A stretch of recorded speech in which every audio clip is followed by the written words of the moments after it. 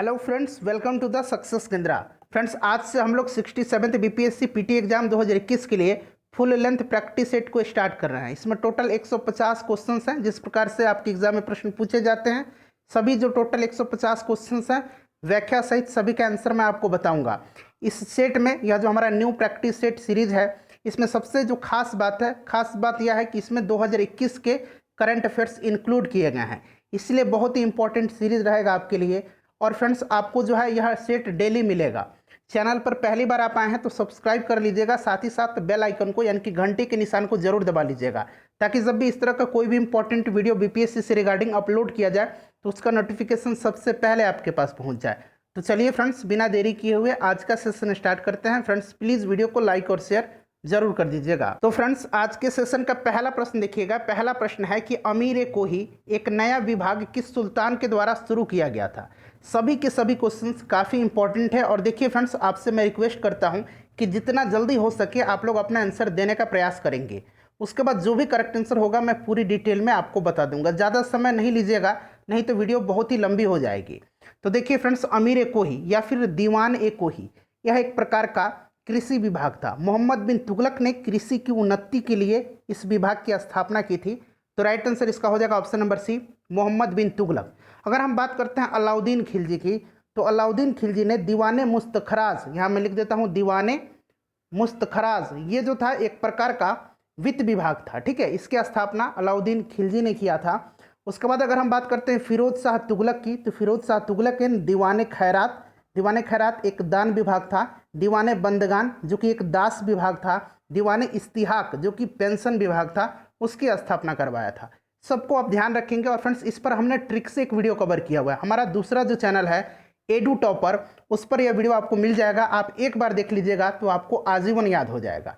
चलिए next question देख लीजिएगा। लास्ट में आप सभी लोग अपना अपना स्कोर जरूर कमेंट करके बताइएगा। देखिए, किस वंश के सुल्तानों ने सबसे अधिक समय तक देश में राज किया था। दरअसल ये प्रश्न जो पूछा जा रहा है, यह दिल्ली सल्तनत से संबंधित प्रश्न पूछा जा रहा है। तो राइट आंसर जो हो जाएगा इसका क्या हो जाएगा, तुगलक वंश। ध्यान रखेंगे, तुगलक वंश। तो राइट आंसर जो होगा इसका ऑप्शन नंबर डी हो जाएगा। सबसे कम समय अगर पूछा जाए तो खिलजी, याद रखेंगे। ठीक है, सबसे कम समय तक किसने शासन किया था, खिलजी वंश ने शासन किया था। चलिए उसके बाद नेक्स्ट क्वेश्चन देखिएगा कि कश्मीर का शासक जो कश्मीर का अकबर के नाम से जाना जाता है, वह कौन है। तो देखिए फ्रेंड्स, जैनुल आबिदीन की तुलना मुगल बादशाह अकबर से की जाती है। तो राइट आंसर इसका हो जाएगा आपका ऑप्शन नंबर डी। ठीक है, चलिए उसके बाद नेक्स्ट क्वेश्चन देख लीजिएगा कि बहमनी राज की स्थापना किसने की थी। तो देखिए, बहमनी राज की स्थापना जो है यह मोहम्मद बिन तुगलक के शासनकाल में 1347 ईस्वी में, ध्यान रखेंगे, मोहम्मद बिन तुगलक के शासनकाल में 1347 ईस्वी में हसन गंगू ने किया था। हसन गंगू जो था वह अलाउद्दीन हसन बहमन शाह के नाम से सिंहासन पर बैठा था। तो राइट आंसर इसका अलाउद्दीन हसन हो जाएगा, ऑप्शन नंबर ए। ध्यान रखेंगे 1347 ईस्वी में। उसके बाद देखिए, बहमनी राज की स्थापना किस वर्ष हुई थी। तो अभी मैंने आपको बताया है 1347 ईस्वी में किसने किया था, तो हसन गंगू ने। और वह किस नाम से बैठा था, तो अलाउद्दीन हसन बहमन शाह के नाम से। नेक्स्ट क्वेश्चन देख लीजिएगा कि किसके समय संगीत की पुस्तक सबसे अधिक लिखा गया था। तो दरअसल देखिए फ्रेंड्स, औरंगजेब जो था इसने संगीत को इस्लाम विरोधी मान करके उस पर पाबंदी लगा दिया था, परंतु उसी के काल में फारसी भाषा में भारतीय शास्त्रीय संगीत पर सर्वाधिक पुस्तकें लिखी गई थी। औरंगजेब जो था स्वयं वीणा बजाने में दक्ष था। किस प्रकार का यह वाद्य यंत्र बजाता था, तो यह वीणा बजाता था। तो राइट आंसर इसका ऑप्शन नंबर सी हो जाएगा, औरंगजेब। नेक्स्ट क्वेश्चन देखिएगा कि प्रातः काल में गाया जाने वाला राग कौन सा है। तो यह राग जो है, यह राग कौन सा है बताइए। तो देखिए, करेक्ट आंसर इसका ऑप्शन नंबर ए हो जाएगा, तोड़ी। उसके बाद देख लीजिएगा क्वेश्चन नंबर 8। और फ्रेंड्स, इससे पहले हम लोगों ने घटना चक्र पूर्वालोकन की जो नई पुस्तक आई हुई है, जिसमें आपको 1992 से लेकर के 2020 तक, ठीक है, 38वीं बीपीएससी से लेकर के 66वीं बीपीएससी तक के सभी प्रश्न दिए गए हैं, उनको हम लोग सब्जेक्ट वाइज कवर कर रहे हैं। और ऑलमोस्ट हमने कवर कर लिया लगभग हमारा जो है सिर्फ इकोनॉमिक्स बचा हुआ है। ठीक है, उसके साथ हम लोग करंट अफेयर्स को भी कवर कर रहे हैं। अलग हमारा एक करंट अफेयर्स का सीरीज स्टार्ट हुआ है, सभी का लिंक डिस्क्रिप्शन में मिलेगा, आप लोग देख लीजिएगा। इंडियन वॉर ऑफ इंडिपेंडेंस 1857 के लेखक कौन है। तो देखिए फ्रेंड्स, इस पुस्तक को लिखा किसने है, तो इस पुस्तक को लिखा है वी डी सावरकर ने। Option number C correct answer हो जाएगा, V D Savarkar, Vinayak Damodar Savarkar. Next question देख लीजिएगा कि 1857 के निम्नलिखित क्रांतिकारियों में से किसका वास्तविक नाम रामचंद्र पांडुरंग था। बताइए किसका वास्तविक नाम रामचंद्र पांडुरंग था? तो देखिए फ्रेंड्स, इसमें से रामचंद्र पांडुरंग जो नाम था वो था आपका तात्या टोपे का। Option number B right answer हो जाएगा। ठीक है, ध्यान रखेंगे किसका था? तात्या टोपे का। अच्छा, नाना साहब का नाम क्या था? तो धुंधु पंत था। यहाँ मैं लिख दे रहा हूँ धुंधु पंत। और फ्रेंड्स, इन दोनों ने कहाँ से 1857 की क्रांति का नेतृत्व किया था? तो इन्होंने किया था कानपुर से। नेक्स्ट क्वेश्चन हमारा है कि निम्नलिखित वर्गों में से किसने 1857 के विद्रोह में भाग नहीं लिया था? तो ये वर्ग कौन कौन से थे? तो ये साहूकार थे और जमींदार थे। तो राइट आंसर 2 और 4 हो जाएगा। ठीक है, ऑप्शन नंबर डी। उसके बाद अगला क्वेश्चन देखिएगा कि 1857 के विद्रोह से बिहार का कौन सा भाग अप्रभावित रहा था? यहाँ थोड़ा सा एरर है, सुधार कर लीजिएगा, अप्रभावित रहा था। तो बताइए राइट आंसर इसका क्या हो जाएगा? देखिए 1857 के विद्रोह के दौरान बिहार में आरा, दानापुर, गया, पटना, मुजफ्फरपुर तथा शाहबाद जो थे ये विद्रोह के प्रमुख केंद्र थे, जबकि मुंगेर जो था, यह मुंगेर वाला क्षेत्र यह विद्रोह से अप्रभावित रहा था। तो राइट आंसर मुंगेर हो जाएगा, यानी कि केवल 5, option number B right answer हो जाएगा। देखिए यहाँ से आपको मिलान करना है। तो देखिए फ्रेंड्स, झांसी से किसने नेतृत्व किया था? तो रानी लक्ष्मीबाई ने। लखनऊ से बेगम हजरत महल ने। कानपुर से किया था अजीमुल्ला खान ने। देखिए अजीमुल्ला खान जो थे, इन्होंने नाना साहब की पेंशन की अर्जी लेकर के ये इंग्लैंड गए थे, और जब वापस ये आते हैं तो 1857 की क्रांति बहुत ही जोर शोर पर थी, और इन्होंने तात्या टोपे और रानी लक्ष्मीबाई के साथ मिलकर के सैन्य रणनीति बनाया था। दरअसल इनका जन्म जो है कानपुर में हुआ था, और इन्होंने फतेहपुर से जो है क्रांति का नेतृत्व किया था, लेकिन कानपुर से ये रहने वाले थे, तो यहाँ से भी इन्होंने इनमें योगदान था क्रांति में। ठीक है, फैजाबाद से मौलवी अहमदुल्ला ने किया था। तो मिला लीजिएगा राइट आंसर इसका। अब चलिए नेक्स्ट क्वेश्चन देख लीजिएगा।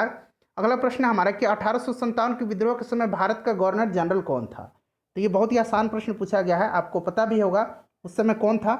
तो राइट आंसर जो होगा इसका क्या हो जाएगा? बताइए। करेक्ट आंसर इसका हो जाएगा आपका लॉर्ड कैनिंग। ठीक है, चलिए नेक्स्ट क्वेश्चन हमारा है कि निम्नलिखित में से कौन सा एक जर्नल अबुल कलाम आजाद द्वारा प्रकाशित है? तो देखिए इनका जो एक साप्ताहिक जो है जर्नल, वो नाम है अल हिलाल। ठीक है, अल हिलाल का प्रकाशन इन्होंने किया था। Option number A right answer हो जाएगा। और 1914 में, ध्यान रखिएगा, 1914 में जो है अल हिलाल पर प्रेस एक्ट के तहत प्रतिबंध लगा दिया गया था। अगला क्वेश्चन है कि भारतीय किसान यूनियन, ठीक है, भारतीय किसान यूनियन BKU इसको शॉर्ट में लिखा जाता है, इसकी स्थापना कब हुई थी? तो देखिए दरअसल इसकी स्थापना जो है ना, इसकी स्थापना 1979 में की गई थी। ठीक है फ्रेंड्स, लेकिन अगर आपसे पूछा जाए कि 1986 में किसने जो है इसकी एक शाखा की स्थापना पश्चिमी उत्तर प्रदेश में किया था, तो 1986 में जो है महेंद्र सिंह टिकैत ने इसकी शाखा का स्थापना जो है पश्चिमी उत्तर प्रदेश में किया था। तो राइट आंसर इनमें से कोई नहीं हो जाएगा। ठीक है फ्रेंड्स, ध्यान रखेंगे, इसकी स्थापना जो है 1979 में हुई थी। चलिए अगला क्वेश्चन देख लीजिएगा। नेक्स्ट क्वेश्चन है कि वर्ष 1920 में लाहौर से लाला लाजपत राय द्वारा उर्दू का कौन सा समाचार पत्र प्रारंभ किया गया था? बताइए राइट आंसर इसका क्या हो जाएगा? तो राइट आंसर जो है इसका हो जाएगा वंदे मातरम। ठीक है, करेक्ट आंसर जो हो जाएगा इसका ऑप्शन नंबर ए हो जाएगा, वंदे मातरम। ध्यान रखेंगे, इंपॉर्टेंट है। क्लियर? चलिए नेक्स्ट क्वेश्चन देख लीजिएगा। अगला प्रश्न है हमारा, यहाँ मिलान करना है आपको। देखिए फ्रेंड्स, एक तरफ जो है समाचार पत्र दिया गया है और दूसरी तरफ उनसे संबंधित व्यक्ति हैं, प्रारंभ करने वाला व्यक्ति। बॉम्बे क्रॉनिकल, तो बॉम्बे क्रॉनिकल का किससे मिलेगा? फिरोज शाह मेहता के द्वारा यह शुरू किया गया था। कॉमनवेल्थ और न्यू इंडिया, ये जो था एनी बेसेंट के द्वारा प्रकाशित समाचार पत्र था। तो कॉमनवेल्थ हो जाएगा आपका एनी बेसेंट। लीडर जो था, यह लीडर किसके साथ मिलान करेगा? तो लीडर जो मिलान करेगा फ्रेंड्स, ये हो जाएगा आपका मदन मोहन मालवीय। ठीक है, और सर्च लाइट सच्चिदानंद सिन्हा। तो आप लोग मिला लीजिएगा। ठीक है, चलिए उसके बाद नेक्स्ट क्वेश्चन देख लीजिएगा कि the anarchical and revolutionary crime act 1919 को सामान्य बोलचाल में कहा जाता है।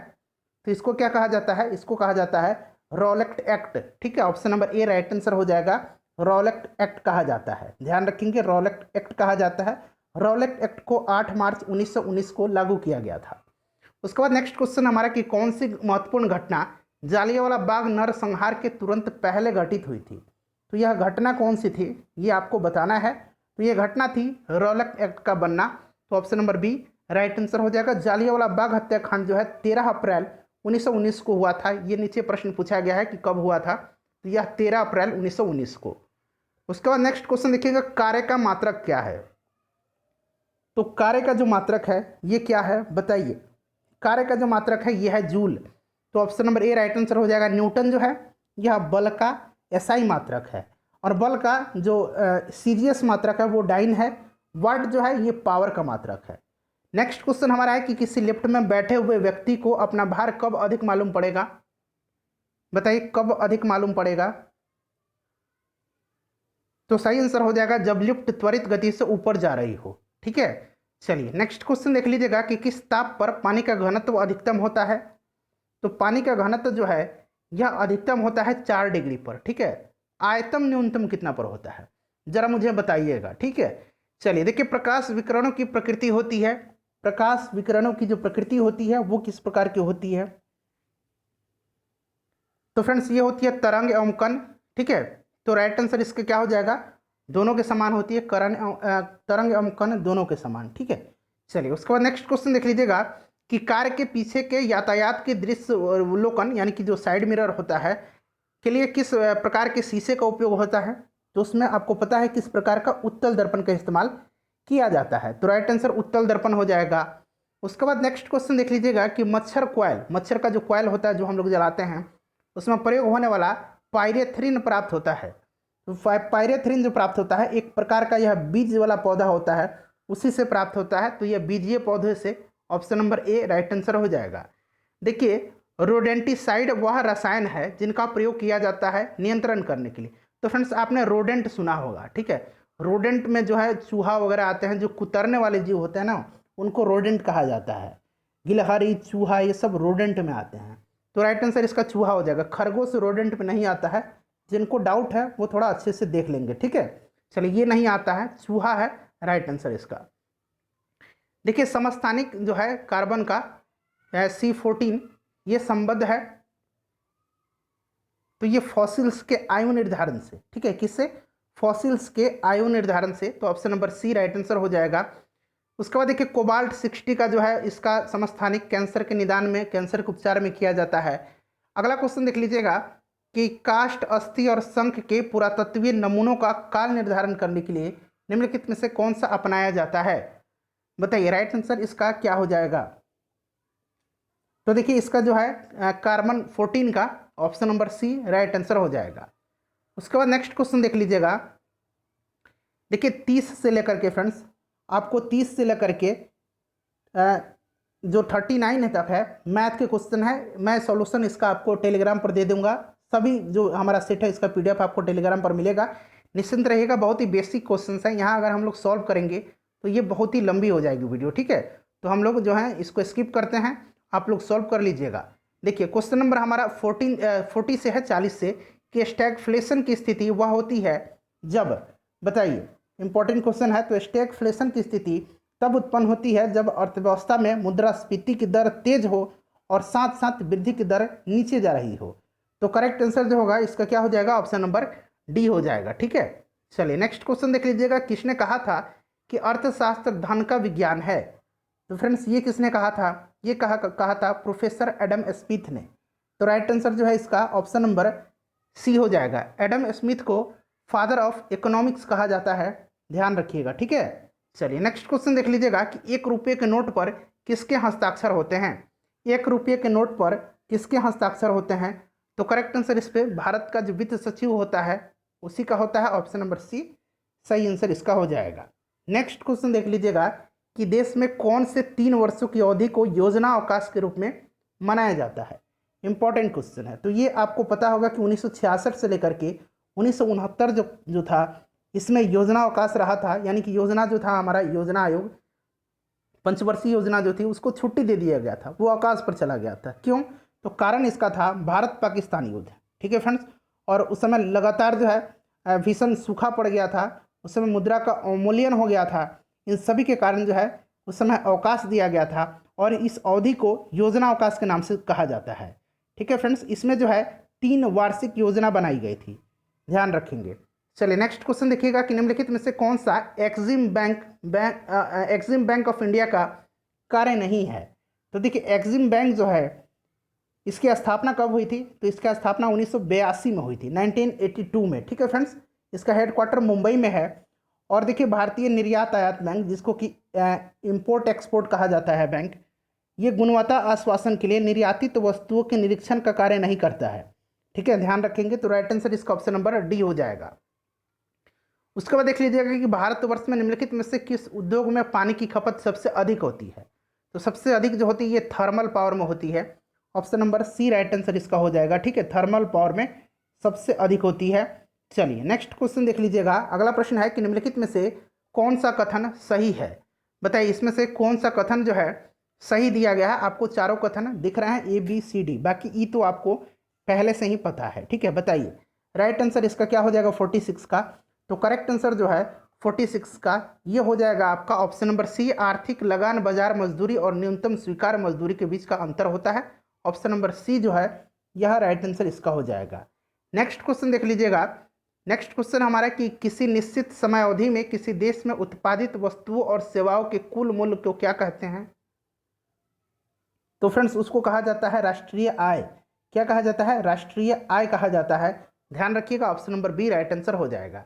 निम्नलिखित में से कौन सा जिला न्यूनतम जनसंख्या वाले 4 जिलों के अंतर्गत नहीं आता है? नहीं आता है पूछा गया, न्यूनतम 4 जिला। ठीक है, तो न्यूनतम 4 जिला जो है ये जनसंख्या की दृष्टि से मैं आपको बता देता हूँ। ये जिला कौन कौन से हैं? तो ये शेखपुरा है, शिवहर है, अरवल है और लखीसराय है। ठीक है फ्रेंड्स, ये टॉप 4 में बता रहा हूँ। जहानाबाद नहीं आएगा। जहानाबाद जो है ये टॉप 4 में नहीं है, टॉप 5 में है, ये 5वें स्थान पर है। क्लियर। उसके बाद अगर हम बात कर लेते हैं कि सबसे ज़्यादा की अगर बात कर लेते हैं तो सबसे ज़्यादा में कौन कौन से जिला हो जाएगा, तो ये ध्यान रखेंगे पटना हो जाएगा। उसके बाद पूर्वी चंपारण, मुजफ्फरपुर, मधुबनी और गया, याद रखना है आपको। चलिए उसके बाद देख लीजिएगा, यहाँ से अब हम लोग करंट अफेयर्स का भी स्टार्ट होने वाला हमारा सेक्शन। बिहार की राज्य सरकार ने हाल ही में गर्दनी बाग में अपशिष्ट पृथक्करण संयंत्र स्थापित करने की घोषणा की है। गर्दनी बाग बिहार के निम्नलिखित में से किस जिले से संबंधित है? तो देखिए ये जो गर्दनी बाग है ना, यह कहाँ है? पटना में, बैरिया गर्दनी बाग पटना में। Option number C right answer हो जाएगा। आर्थिक क्वेश्चन नंबर 50 है हमारा कि आर्थिक वृद्धि किससे संबंधित है। तो देखिए फ्रेंड्स राइट आंसर जो हो जाएगा इसका क्या हो जाएगा, किसी समय अवधि में किसी अर्थव्यवस्था में होने वाली वास्तविक आय की वृद्धि आर्थिक वृद्धि कहलाती है। तो करेक्ट आंसर इसका ऑप्शन नंबर डी हो जाएगा। उसके बाद नेक्स्ट क्वेश्चन देख लीजिएगा। नेक्स्ट क्वेश्चन है हमारा इसमें से कि भारत में पंचायती राज पद्धति को कार्यान्वित करने वाला पहला राज्य कौन सा है? तो आपको पता है ये राज्य जो है ये राजस्थान है। 2 अक्टूबर 1959 को, माफ करेंगे 2 अक्टूबर 1959 को तत्कालीन प्रधानमंत्री पंडित जवाहरलाल नेहरू ने राजस्थान के नागौर से इसकी शुरुआत की थी। ठीक है, अगर दूसरा पूछा जाए तो आंध्र प्रदेश हो जाएगा। नेक्स्ट क्वेश्चन देख लीजिएगा कि एक विधेयक जो संसद में प्रस्तुत किया जाता है कौन सी प्रक्रिया के बाद अधिनियम बन जाता है? तो आपको पता है कि यह अधिनियम कब बनता है? तो जब इस पर राष्ट्रपति साइन कर देता है तब यह अधिनियम बन जाता है। जब राष्ट्रपति अपनी सहमति दे देता है तब यह अधिनियम बन जाता है। अगला प्रश्न देखिएगा कि भारत के पूर्व राष्ट्रपतियों में से निम्नलिखित में से कौन बिहार का राज्यपाल रह चुका है? तो बिहार के इसमें से जो राज्यपाल रह चुके हैं ये कौन थे? तो फ्रेंड्स ये थे जाकिर हुसैन। ठीक है, ये जाकिर हुसैन थे। इन्होंने 6 जुलाई 1957 से लेकर के 1962 तक, आप याद रखेंगे 1957 से लेकर के 1962 तक जो थे यह जो थे बिहार के राज्यपाल थे। उसके बाद ये 1962 से 1967 तक भारत के उपराष्ट्रपति रहे थे और फिर 67 से लेकर के 69 तक अपने मृत्यु तक जो है ये भारत के राष्ट्रपति रहे थे। नेक्स्ट क्वेश्चन देख लीजिएगा। और अभी अगर हम बात करते हैं तो अब रामनाथ कोविंद जी हैं, ये भी बिहार के राज्यपाल रह चुके हैं। ठीक है, चलिए नेक्स्ट क्वेश्चन देखिएगा कि उपराष्ट्रपति को पदच्युत करने संबंधी प्रस्ताव प्रस्तुत किया जा सकता है। तो फ्रेंड्स ये किया जा सकता है राज्यसभा में। कहाँ किया जाएगा? राज्यसभा में। ठीक है, ध्यान रखेंगे। तो करेक्ट आंसर इसका राज्यसभा हो जाएगा। उसके बाद देखिए फ्रेंड्स वीडियो के लास्ट में आप सभी लोग अपना अपना स्कोर जरूर बताइएगा। देखिए मंत्रिपरिषद सामूहिक रूप से उत्तरदायी होती है। तो ये जो होती है सामूहिक रूप से उत्तरदायी आर्टिकल 75(3) के अंतर्गत है, लोकसभा के प्रति उत्तरदायी होती है। और फ्रेंड्स यह जो है एक संवैधानिक बाध्यता के अंतर्गत आता है। ठीक है, तो ये लोकसभा के प्रति एक संवैधानिक बाध्यता और अनुच्छेद 75(3) ये करेक्ट दिया गया है। तो 1, 2, 3 इसके राइट आंसर हो जाएंगे। उसके बाद देखिए भारत सरकार के मुख्य विधि परामर्शदाता कौन सा होता है? तो फ्रेंड्स ये होता है अटॉर्नी जनरल। ठीक है, attorney general of India Bharat के महान्यायवादी जिसको कहा जाता है। आर्टिकल 76 में इसके पद का प्रावधान है। इसकी नियुक्ति राष्ट्रपति के द्वारा होती है। राष्ट्रपति के प्रसाद पर्यंत यह पद धारण करता है और राष्ट्रपति किसी भी समय इसको हटा सकता है। हटाने का अधिकार राष्ट्रपति के पास है, क्योंकि राष्ट्रपति के प्रसाद पर्यंत ही यह पद धारण करता है। क्लियर। चलिए, तो ये हो जाएगा अटॉर्नी जनरल ऑफ इंडिया, के वेणुगोपाल हैं अभी वर्तमान में। नेक्स्ट क्वेश्चन देखिएगा कि प्रोटेम स्पीकर का कर्तव्य होता है। प्रोटेम स्पीकर, ठीक है, अभी जो बिहार विधानसभा चुनाव हुआ था उसमें प्रोटेम स्पीकर जीतन राम मांझी को बनाया गया था। क्लियर है। देखिए, तो राइट आंसर इसमें से हो जाएगा सदस्यों को शपथ दिलाना, और फिर जब सदस्य शपथ ले लेते हैं तो अपने में से ही एक अध्यक्ष को चुनते हैं। ठीक है, तो right answer option number B हो जाएगा। नेक्स्ट क्वेश्चन देखिए, प्रथम स्पीकर जिनके विरुद्ध लोकसभा में अविश्वास प्रस्ताव लाया गया था, तो फ्रेंड्स ये थे जीबी मावलंकर, जो कि ये प्रथम क्या थे, लोकसभा के स्पीकर भी थे, और इन्हीं के खिलाफ जो है पहली बार जो है अविश्वास लाया गया था। जेबी कृपलानी ने विपक्ष के 21 सांसदों द्वारा जो है, जेबी कृपलानी और विपक्ष के 21 सांसदों के द्वारा यह जो है लाया गया था, लेकिन यह पास नहीं हो सका, इसे अस्वीकृत कर दिया गया था। ठीक है, तो ध्यान रखेंगे जीबी मावलंकर हो जाएगा। लोकसभा की प्रथम महिला अध्यक्ष तो ये मीरा कुमार थी। ठीक है, ध्यान रखेंगे। और यह किस लोकसभा की अध्यक्ष थी, तो 15वीं लोकसभा। ठीक है, 16वीं लोकसभा की अध्यक्ष ये भी महिला थी, उनका नाम सुमित्रा महाजन था।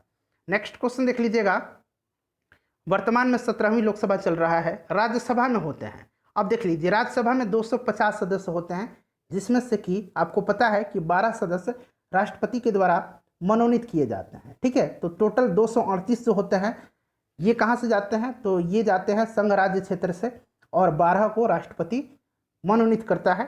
तो राइट आंसर ऑप्शन नंबर इसका सी हो जाएगा, ध्यान रखिएगा। ठीक है, चलिए उसके बाद नेक्स्ट क्वेश्चन देखिएगा 61 नंबर, कि राज्यसभा को अस्थायी सदन कहते हैं क्योंकि, तो क्यों कहा जाता है, तो देखिए क्योंकि मेन रीजन जो है यह विघटित नहीं होता है, यह भंग नहीं होता है, क्योंकि यह एक अस्थायी सदन है, और कुछ सदस्य जो हैं इसके प्रति 2 वर्ष पर अवकाश ग्रहण करते हैं। कुछ सदस्य मतलब 1/3 सदस्यों का कार्यकाल जो है ये 6 वर्ष का होता है। तो बी और सी ये करेक्ट हो जाएंगे। तो इस तरह से देखा जाए तो ऑप्शन नंबर डी इसका राइट आंसर हो जाएगा। चलिए नेक्स्ट क्वेश्चन देखिएगा, पारिस्थितिकी तंत्र की बहाली पर संयुक्त राष्ट्र दशक 2021 से 2030, ठीक है, ये 2030 दिया गया है, का नेतृत्व यूएनईपी द्वारा, यूनाइटेड नेशन इन्वायरमेंटल प्रोग्राम द्वारा किस संगठन के साथ संयुक्त रूप से किया जाएगा। तो देखिए फ्रेंड्स, आपको ध्यान रखना है कि पारिस्थितिकी तंत्र की बहाली पर संयुक्त राष्ट्र दशक का नेतृत्व संयुक्त राष्ट्र पर्यावरण कार्यक्रम यूएनईपी और संयुक्त राष्ट्र के खाद्य और कृषि संगठन FAO के द्वारा जो है किया जाएगा। तो राइट आंसर खाद्य एवं कृषि संगठन, ऑप्शन नंबर ए इसका करेक्ट आंसर हो जाएगा। उसके बाद नेक्स्ट क्वेश्चन देख लीजिएगा कि उस भारतीय संगठन का नाम बताइए जो हाल ही में कुशल जल प्रबंधन पर ध्यान केंद्रित करने वाला प्रतिष्ठित UN ग्लोबल कॉम्पैक्ट के CEO वाटर मैंडेट का हस्ताक्षरकर्ता बन गया है। तो ये कौन सा CEO वाटर मैंडेट का हस्ताक्षरकर्ता बन गया है, बताइए। राइट आंसर इसका क्या हो जाएगा, तो फ्रेंड्स ये है आपका NTPC। ठीक है, ध्यान रखेंगे NTPC हो जाएगा। तो करेक्ट आंसर जो है इसका ऑप्शन नंबर सी हो जाएगा। ठीक है, ध्यान रखेंगे। चलिए नेक्स्ट क्वेश्चन देख लीजिएगा।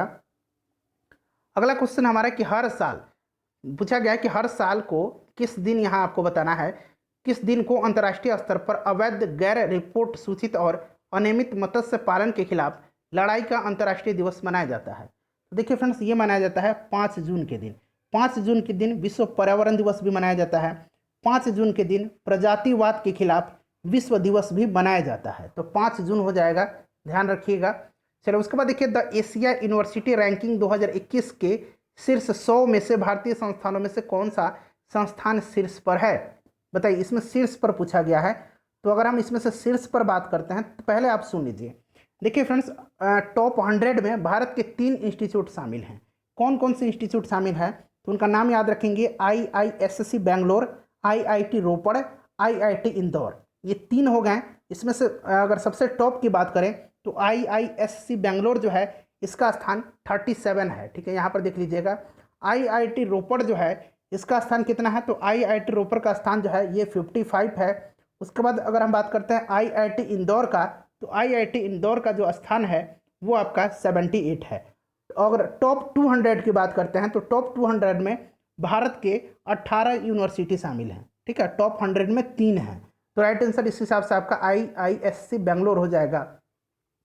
विश्व महासागर दिवस हर साल कब मनाया जाता है, वर्ल्ड ओशियन डे आपको बताना है। तो ये मनाया जाता है 8 जून के दिन। अच्छा, इस वर्ष इसकी थीम क्या थी, तो इसकी थीम थी the ocean life and livelihoods, the ocean life and livelihood. आगे आपको मिलेगा, इसका थीम पूछा गया है।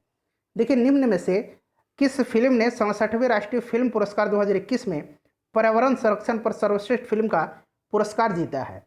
तो फ्रेंड्स आपको पता है ये मूवी है कहाँ की, अरुणाचल की मूवी है वाटर ब्यूरियल। ठीक है, अरुणाचल प्रदेश की जो है वाटर ब्यूरियल, इसी को दिया गया है। तो यहाँ पर देखिए ऑप्शन नंबर ए में है। नेक्स्ट क्वेश्चन देखिए, बिल्कुल लेटेस्ट करंट अफेयर्स हैं, वीडियो को प्लीज शेयर जरूर कर देंगे फ्रेंड्स। देखिए निम्नलिखित में से किस बहुराष्ट्रीय निवेश बैंक ने हाल ही में हितेंद्र दवे को मुख्य कार्यकारी अधिकारी के रूप में नियुक्त किया है? तो बताइए राइट आंसर इसका क्या हो जाएगा? तो फ्रेंड्स ये हो जाएगा HSBC बैंक। ठीक है, ऑप्शन नंबर यहाँ HSBC में लिख दे रहा हूँ, HSBC बैंक। ठीक है, देखिए Hong Kong and Shanghai banking corporation limited, Hong Kong and Shanghai banking corporation limited. ठीक है फ्रेंड्स, ध्यान रखिएगा। चलिए नेक्स्ट क्वेश्चन देख लीजिएगा कि हाल ही में 2019-20 के लिए केंद्र सरकार द्वारा जारी स्कूली शिक्षा के राष्ट्रीय प्रदर्शन ग्रेडिंग सूचकांक में किस राज्य ने शीर्ष स्थान प्राप्त किया है? Performance grading index. ठीक है, परफॉर्मेंस ग्रेडिंग इंडेक्स 2019-20, यह इसका तीसरा संस्करण था, थर्ड एडिशन था, और इसमें पहला स्थान जो मिला है वो पंजाब को मिला है। ठीक है, ध्यान रखेंगे पंजाब को मिला है। चलिए नेक्स्ट क्वेश्चन देखिएगा कि निम्नलिखित में से किसे पेट्रोलियम और प्राकृतिक गैस नियामक बोर्ड PNGRB के नए अध्यक्ष के रूप में नियुक्त किया गया है? तो फ्रेंड्स ये जो है नियुक्त किसे का किया गया है? तो ये किया गया है संजीव नंदन सहाय को, संजीव नंदन सहाय को। Option number B right answer हो जाएगा। निम्नलिखित में से किस अंतर्राष्ट्रीय हवाई अड्डे ने वित्त वर्ष 2020-21 में नेट एनर्जी न्यूट्रल स्टेटस हासिल किया है? तो यह है बेंगलुरु का कैंपेनगौड़ा अंतर्राष्ट्रीय हवाई अड्डा। Option number A right answer इसका हो जाएगा। उसके बाद अगला क्वेश्चन देखिएगा, खाली स्थान दिया गया है कि को भारी बहुमत के साथ 76वीं संयुक्त राष्ट्र महासभा, ठीक है, का अध्यक्ष चुना गया है?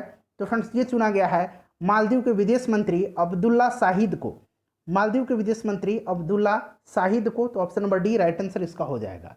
नेक्स्ट क्वेश्चन देख लीजिएगा, अगला प्रश्न है कि निम्नलिखित में से कौन सा देश पहले अंतर्राष्ट्रीय हॉकी महासंघ, ठीक है, विश्व कप 2024 की मेजबानी करेगा? बताइए राइट आंसर इसका क्या हो जाएगा? तो देखिए फ्रेंड्स राइट आंसर जो हो जाएगा, इसका करेक्ट आंसर जो हो जाएगा ये हो जाएगा आपका ओमान। ठीक है, राइट आंसर इसका ओमान हो जाएगा। नेक्स्ट क्वेश्चन देख लीजिएगा कि कोकराझार जिले में खाली स्थान दिया गया है, असम का छठा राष्ट्रीय उद्यान जो है, राष्ट्रीय पार्क जो है, नेशनल पार्क बना है।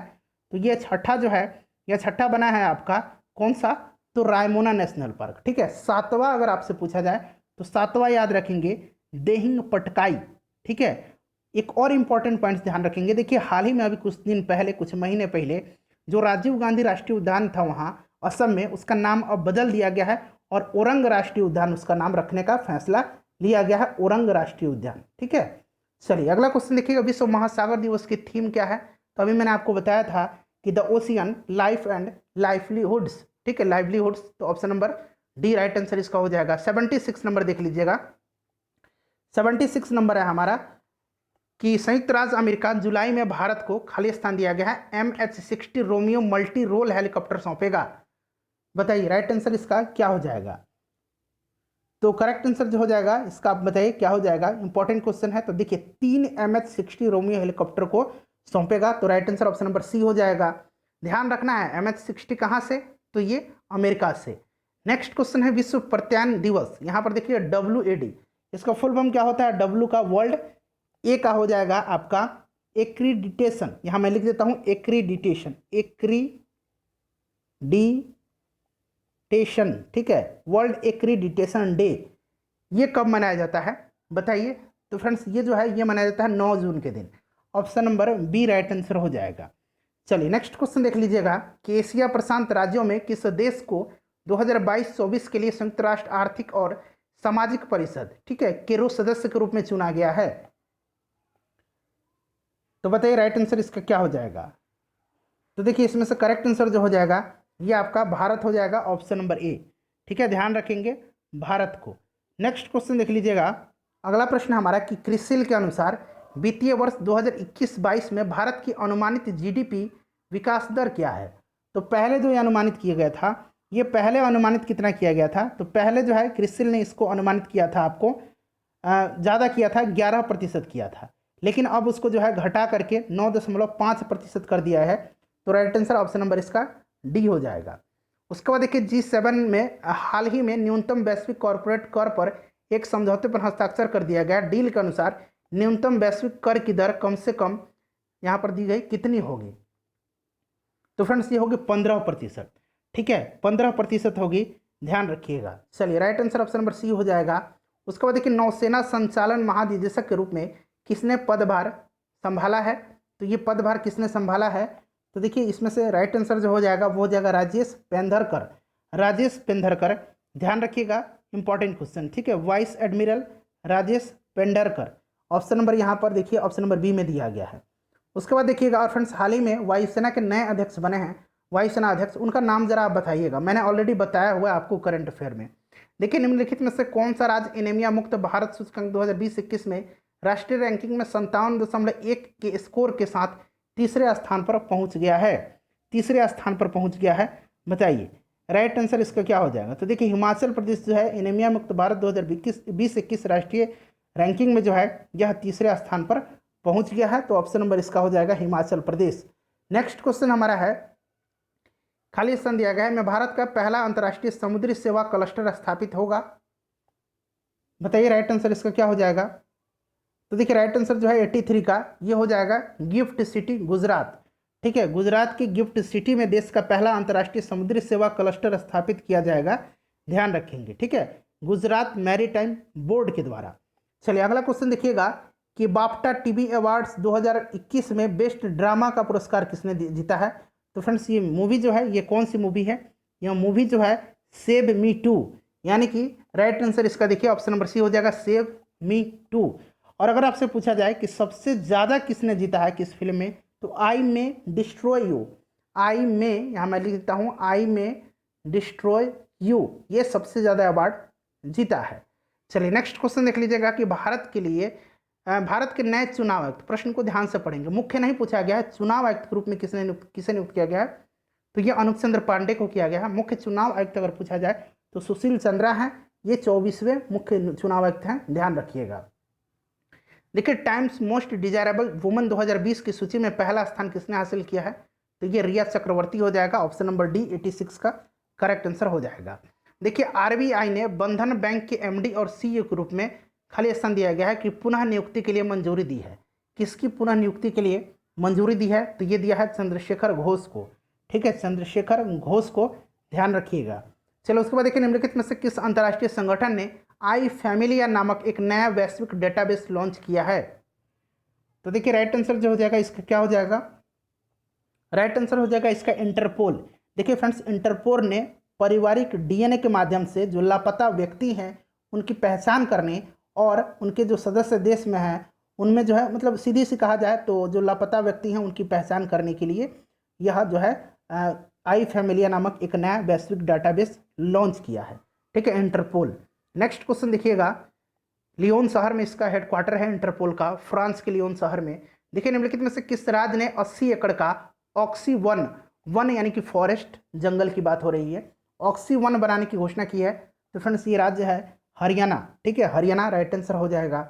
उसके बाद देख लीजिएगा कि भारतीय नौसेना ने अपने बड़े बेड़ों में स्वदेश निर्मित 3 उन्नत हेलीकॉप्टर ALH MK3 शामिल किए हैं। ये हेलीकॉप्टर किसके द्वारा बनाए गए हैं, तो देखिए ये जो बनाया गया है हेलीकॉप्टर यह विशाखापत्तनम में भारतीय नौसेना स्टेशन डेगा में हिंदुस्तान एरोनॉटिकल्स लिमिटेड के द्वारा बनाया गया है।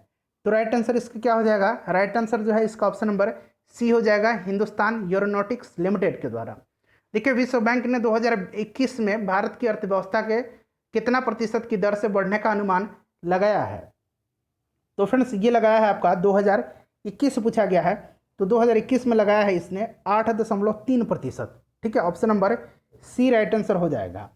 चलिए नेक्स्ट क्वेश्चन देखिएगा, और 2022 पूछा जाता है तो 2022 में 7.5% की दर से बढ़ने का अनुमान लगाया है, 2021 में 8.3। उसके बाद देखिए शेर शाह का अंतिम अभियान कौन था, तो आपको पता है कि कालिंजर के जीतने के क्रम में इसकी मृत्यु हो गई थी, तो कालिंजर हो जाएगा। मकबरा सासाराम में है सिरसा का, सूर्यवंश का यह संस्थापक था। चलिए उसके बाद देखिएगा कि बिहार में कुल कितने जिले हैं, तो 38 हो जाएगा, ऑप्शन नंबर बी। अगला क्वेश्चन देखिएगा कि बिहार ट्रांसफॉर्मेटिव डेवलपमेंट प्रोजेक्ट जीविका 11 का कार्यान्वयन कब से किया जा रहा है। तो देखिए ये जो किया जा रहा है फ्रेंड्स, ये किया जा रहा है आपका कब से, तो 2016 से। ठीक है, तो ध्यान रखेंगे राइट आंसर जो हो जाएगा अगस्त 2016 से, ऑप्शन नंबर इसका सी करेक्ट आंसर हो जाएगा 94 का। अगला क्वेश्चन देख लीजिएगा कि मौर्य काल में तांबे के सिक्के को क्या कहा जाता था, तो मासक कहा जाता था। मासक देखिए ऑप्शन नंबर बी में है। ठीक है, और काकर्ण भी कहा जाता था।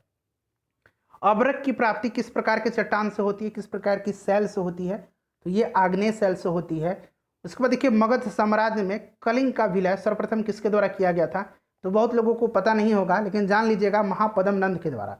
ठीक है, महापद्म नंद के द्वारा, इंपॉर्टेंट है, ध्यान रखिएगा। ठीक है, चलिए नेक्स्ट क्वेश्चन देख लीजिएगा कि बिहार का सर्वोच्च चोटी कौन सा है, तो सर्वोच्च चोटी इसमें से सोमेश्वर किला जो हो जाएगा, यह सोमेश्वर की पहाड़ी पर स्थित है जो कि पश्चिम चंपारण जिले में स्थित है।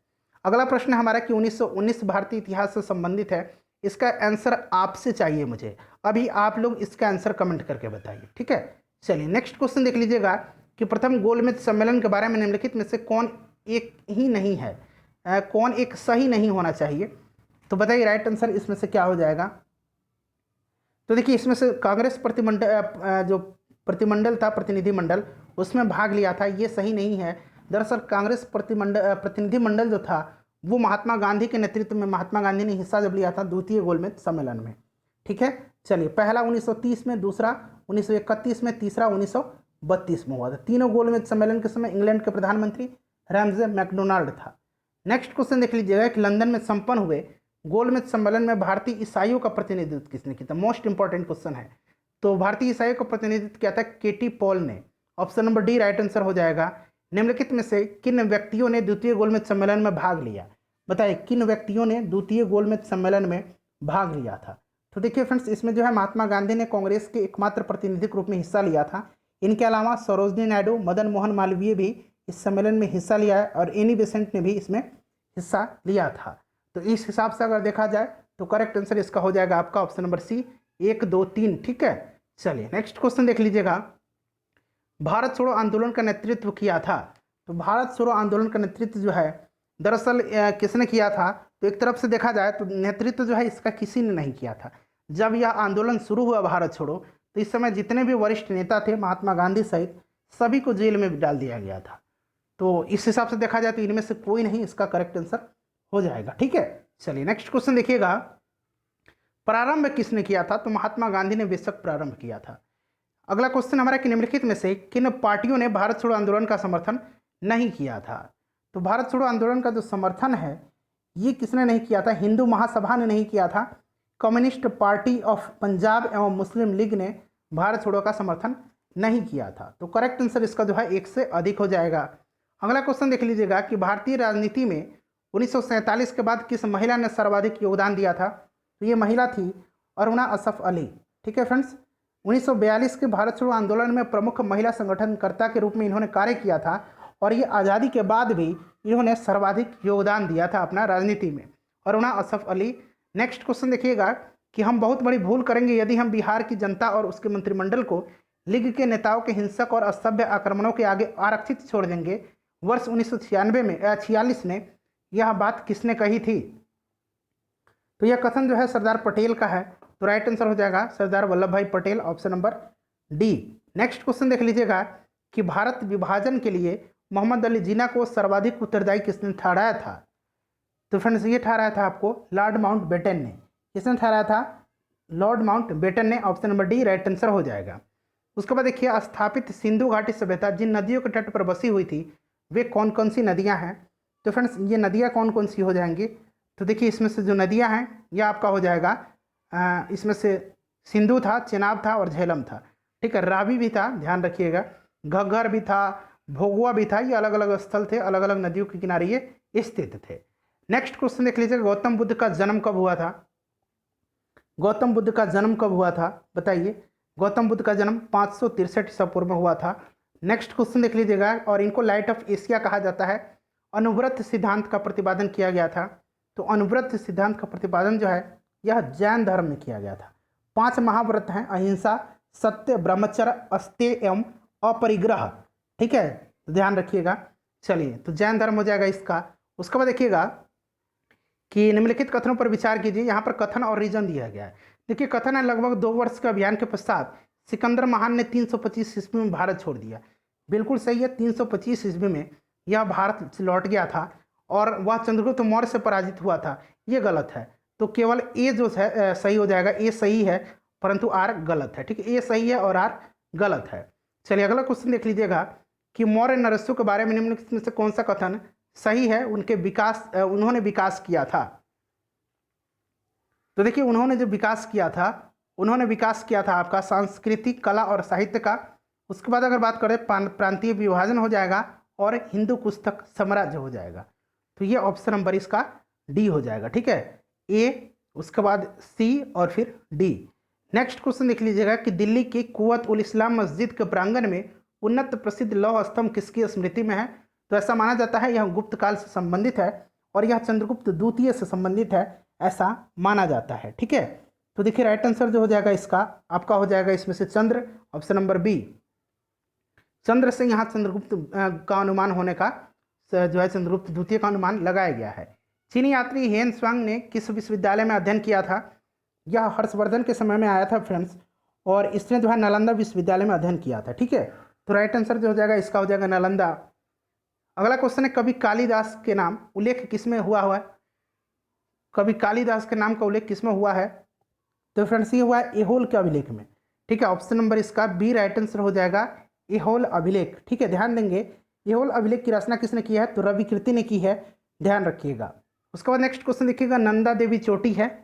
तो नंदा देवी जो चोटी है यह कुमायूं हिमालय का भाग है उत्तराखंड में। छोटा नागपुर पठार है, छोटा नागपुर का जो पठार है यह एक अग्रगंभीर है। ठीक है फ्रेंड्स, यह एक अग्रगंभीर हो जाएगा इसका राइट आंसर। ठीक है, छोटा नागपुर का विस्तार जो है यह रांची से लेकर के पश्चिम बंगाल की पुरुलिया जिले तक है। चलिए, तो राइट आंसर जो है इसका आपका हो जाएगा यह एक अग्रगंभीर हो जाएगा। 118 नंबर देखिए कि प्रस्तावित पूर्व पश्चिम एवं उत्तर दक्षिण एक्सप्रेसवे राजमार्ग एक दूसरे को काटते हैं। तो ये एक दूसरे को काटते हैं कहाँ पर, झांसी में। ठीक है फ्रेंड्स, इसलिए झांसी को दोनों दिशाओं का केंद्र बिंदु माना गया है, झांसी उत्तर प्रदेश। अगला क्वेश्चन देखिएगा कि सूर्य तथा पृथ्वी के मध्य ग्रह। तो सूर्य से अगर हम हिसाब से दूरी के हिसाब से करते हैं तो सूर्य के बाद क्या आएगा, सूर्य के बाद आपका आ जाएगा बुध, शुक्र, बुध आ जाएगा, फिर शुक्र आ जाएगा, उसके बाद पृथ्वी आएगा। तो सूर्य और पृथ्वी पूछा गया है, तो बुध और शुक्र इसके बीच में है, ऑप्शन नंबर सी इसका राइट आंसर हो जाएगा। आगे बात करते हैं तो पृथ्वी के बाद और कौन सा ग्रह आएगा, मंगल आएगा, बृहस्पति आएगा, शनि आएगा, अरुण आएगा, फिर वरुण आ जाएगा। ज्वालामुखी माउंट सेंट हेलेंस कहाँ है, तो यह जो है संयुक्त राज्य अमेरिका में है, ध्यान रखिएगा। निम्नलिखित में से कौन शीतोष्ण घास का मैदान नहीं है, तो इसमें से शीतोष्ण घास का जो मैदान नहीं है ये सवाना नहीं हो जाएगा, सवाना दक्षिण अफ्रीका में है, ध्यान रखिएगा, सवाना दक्षिण अफ्रीका में है, इंपॉर्टेंट है, ध्यान रखना आपको। ठीक है, चलिए उसके बाद 122 नंबर देख लीजिएगा कि 38वीं समानांतर सीमा रेखा निम्नलिखित में से किस 2 देशों को विभाजित करती है। तो ये जो 38वीं है यह किसको विभाजित करती है, तो उत्तर कोरिया और दक्षिण कोरिया को। तो राइट आंसर इसका देखिए उत्तर कोरिया और दक्षिण कोरिया हो जाएगा। उसके बाद नेक्स्ट क्वेश्चन देखिएगा कि निम्नलिखित में से कौन सी दक्षिण अटलांटिक महासागर की शीतल जलधारा है। तो शीतल जलधारा पूछा गया है दक्षिण अटलांटिक महासागर की, तो राइट आंसर इसका हो जाएगा वेंगुआला। दरअसल अगर यहाँ पर अटलांटिक पूछा जाता तो अटलांटिक का हो जाता कनारी भी होता है और वेंगुआला भी होता है, लेकिन यहाँ पर दक्षिण अटलांटिक लगा दिया गया है। तो राइट आंसर जो होगा इसका इस हिसाब से हो जाएगा वेंगुएला। देखिए अग्लुहास जो है, अग्लुहास यह किसकी जलधारा है, तो ध्यान रखेंगे अग्लुहास जो है यह हिंद महासागर की गर्म जलधारा है। ब्राज़ील जो है यह अटलांटिक महासागर की गर्म जलधारा है। अग्लुहास कहाँ की है, हिंद महासागर की। नेक्स्ट क्वेश्चन देख लीजिएगा कि महासागर में ज्वार भाटा की उत्पत्ति के क्या कारण है। तो ज्वार भाटा की उत्पत्ति के जो कारण है इनमें से क्या हो जाएगा बताइए। तो देखिए ज्वार भाटा की उत्पत्ति जो है सूर्य एवं चंद्रमा के आकर्षण बल तथा पृथ्वी पर उत्पन्न होने वाले 2 बलों अभिकेंद्रीय बल और केंद्रोमुख बल जिसको कि सेंट्रीपिटल कहा जाता है और सेंट्रीफ्यूगल कहा जाता है उसके परिणाम स्वरूप होता है। तो एक से अधिक इसका करेक्ट आंसर हो जाएगा। ठीक है, चलिए उसके बाद देखिए कि पृथ्वी की सतह से ओजोन परत की ऊंचाई, ये बहुत बार प्रश्न पूछा जाता है, तो ध्यान रखिएगा इसमें से राइट आंसर जो हो जाएगा यह क्या हो जाएगा, तो करेक्ट आंसर इसमें से हो जाएगा आपका 40 से 50 किलोमीटर। नेक्स्ट क्वेश्चन देख लीजिएगा, यहाँ मिलान करना है आपको। ऑस्ट्रेलिया में जो है एक तरफ हवा तूफान जो है चक्रवाती तूफान दिया गया है, उनको किन नाम से जाना जाता है? तो देखिए फ्रेंड्स, अगर हम इसमें से बात करते हैं तो ऑस्ट्रेलिया में विली विली कहा जाता है। चीन में क्या कहा जाता है? टाइफून कहा जाता है। चीन कहाँ है? हाँ, चीन यहाँ टाइफून कहा जाता है। भारत में इसको क्या कहा जाता है? तो भारत में इसको चक्रवात के नाम से जाना जाता है। ठीक है फ्रेंड्स, चक्रवात के नाम से। संयुक्त राज्य अमेरिका में हरिकेन के नाम से। तो आप लोग इसको मिला लीजिएगा। ठीक है, चलिए नेक्स्ट क्वेश्चन देख लीजिएगा कि विश्व वन क्षेत्र में किस एक के फैलाव की प्रतिशतता सर्वाधिक है? तो सबसे ज़्यादा जो है यह है आपका उष्ण कटिबंधीय वन का, लगभग जो है यह 48-49% तक है। टैगा वन का 24% तक है। ठीक है, तो सबसे ज़्यादा जो है उष्ण कटिबंधीय हो जाएगा यहाँ पर। ऑप्शन नंबर आपका सी करेक्ट आंसर हो जाएगा। उसके बाद देख लीजिए, निम्नलिखित में से कौन सी एक उष्णकटिबंधीय सवाना प्रदेश की जलवायु की मुख्य विशेषता है? तो देखिए फ्रेंड्स, अगर हम बात करते हैं उष्णकटिबंधीय जलवायु की जो प्रमुख विशेषता है, स्पष्ट शुष्क तथा आर्द्र ऋतु है। वहाँ वर्ष भर ऊंचा तापमान रहता है और अधिक सूर्यताप रहता है। ठीक है, तो इस हिसाब से देखा जाए तो ऑप्शन नंबर डी हो जाएगा, निश्चित शुष्क और आर्द्र ऋतु। अगला क्वेश्चन देख लीजिएगा, 129 नंबर की विश्व के किस क्षेत्र में आप बुशमैन के से संबंध करेंगे? तो बुशमैन जो होते हैं यह पाए जाते हैं कालाहारी में। ठीक है, ऑप्शन नंबर डी। पिग्मीज पूछा जाता है, तो पिग्मीज जो है ये कांगो बेसिन में पाए जाते हैं। चलिए अगला क्वेश्चन देखिएगा, एस्पेरांटो है। एस्पेरांटो जो है यह क्या है? तो विश्व भाषा के रूप में कार्य करने के लिए बनाई गई एक कृत्रिम भाषा है। Option number D. बिहार का देशांतरीय विस्तार क्या है? बिहार का देशांतरीय विस्तार क्या है? बताइए, राइट आंसर इसका क्या हो जाएगा? तो देखिए इसका करेक्ट आंसर जो होगा वो आपका हो जाएगा ऑप्शन नंबर सी। ठीक है, ध्यान रखेंगे, ऑप्शन नंबर सी हो जाएगा। गंगा नदी पर विक्रमशिला सेतु का निर्माण किस जिले में किया गया है? तो फ्रेंड्स ये किया गया है भागलपुर में। ठीक है, भागलपुर में किया गया है। चलिए, जयप्रकाश नारायण सेतु ये किस नदी पर किया गया है? तो ये भी गंगा नदी पर ही किया गया है, ध्यान रखिएगा। जयप्रकाश सेतु पूछा जाता है। बोधगया में मगध विश्वविद्यालय की स्थापना कब हुई थी? तो देखिए मगध विश्वविद्यालय की स्थापना जो है यह 1962 में हुई थी। ऑप्शन नंबर सी। बुद्ध की ताम्र मूर्ति बिहार में कहाँ से प्राप्त हुई है? बताइए। तो फ्रेंड्स ये जो प्राप्त हुई है यह सुल्तानगंज से प्राप्त हुई है। Sultanganj, option number A right answer हो जाएगा। उसके बाद देखिए, दिलावरपुर में किस वस्तु का कारखाना स्थित है? दिलावरपुर में किस वस्तु का कारखाना स्थित है? तो सिगरेट कारखाना है यहाँ पे। Option number D right answer हो जाएगा। 2011 की जनगणना के अनुसार बिहार का लिंगानुपात क्या है? तो लिंगानुपात पूछा गया है, तो लिंगानुपात जो है 918 हो जाएगा। ठीक है, 918 हो जाएगा। उसके बाद देखिएगा कि जैन धर्मावलंबियों का पवित्र स्थान गुनाबाजी बिहार के किस जिले में स्थित है? बताइए। तो फ्रेंड्स देखिए ये जो जगह है यह नवादा जिले में है, तो ऑप्शन नंबर इसका सी राइट आंसर हो जाएगा। अगला क्वेश्चन देखिए, गांधी संग्रहालय राज्य के किस जिले में स्थित है? तो गांधी संग्रहालय जो है यह पटना में स्थित है, तो option number B right answer हो जाएगा।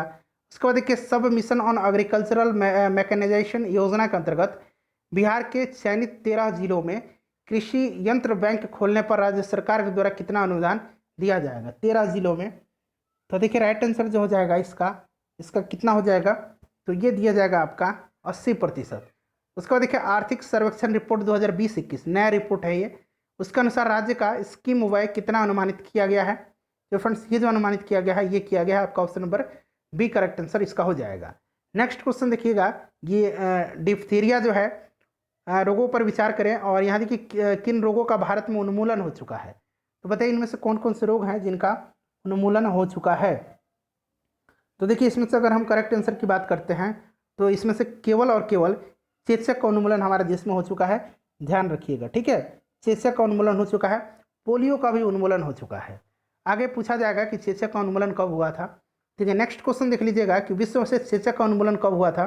तो विश्व से आधिकारिक रूप से अगर बात करें तो आधिकारिक रूप से यह जो है 8 मई 1980 को 8 मई 1980 को आधिकारिक रूप से। उसके बाद देखिए, बर्ड फ्लू का वायरस इसमें से कौन सा है? पहचानिए। तो देखिए बर्ड फ्लू का जो वायरस है वह है H5N1। H5N1। उसके बाद नेक्स्ट क्वेश्चन देखिएगा कि H1N2 विषाणु प्रायः समाचारों में निम्नलिखित में से किस एक बीमारी के संदर्भ में उल्लेख किया जाता है?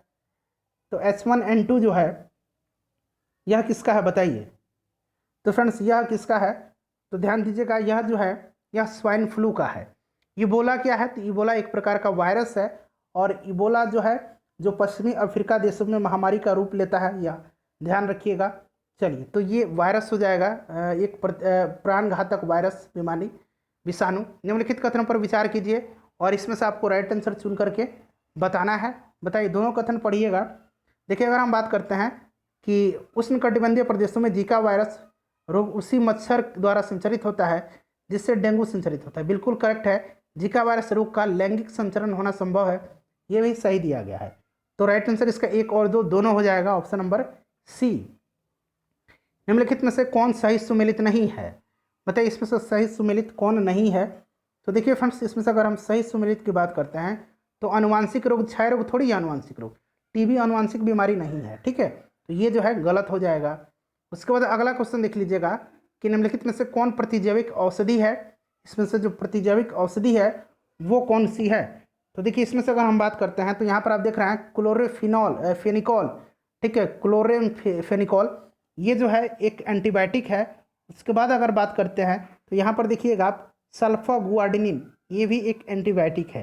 तो एक से अधिक इसका राइट आंसर हो जाएगा, ऑप्शन नंबर ई इसका करेक्ट आंसर हो जाएगा। यहाँ 2 बार दे दिया गया है, ठीक है, तो एक ही होगा, कोई ई लगा लीजिएगा। देखिए, निम्न में से कौन सा जल जनित रोग है? तो जल जनित रोग हैजा है, आपको पता है। हैजा जो है जो विब्रियो कॉलरी नामक जीवाणु से होता है, जीवाणु से होने वाला बीमारी है। उसके बाद देखिए, टाइफाइड और कलरा विशिष्ट उदाहरण है। चलिए, इसका आंसर आप कमेंट करके बताइए, अपना स्कोर बताइएगा। पीडीएफ आपको टेलीग्राम पर मिल जाएगा, सक्सेस केंद्र सर्च कीजिएगा। वीडियो को फ्रेंड्स प्लीज़ लाइक और शेयर जरूर कर दीजिएगा।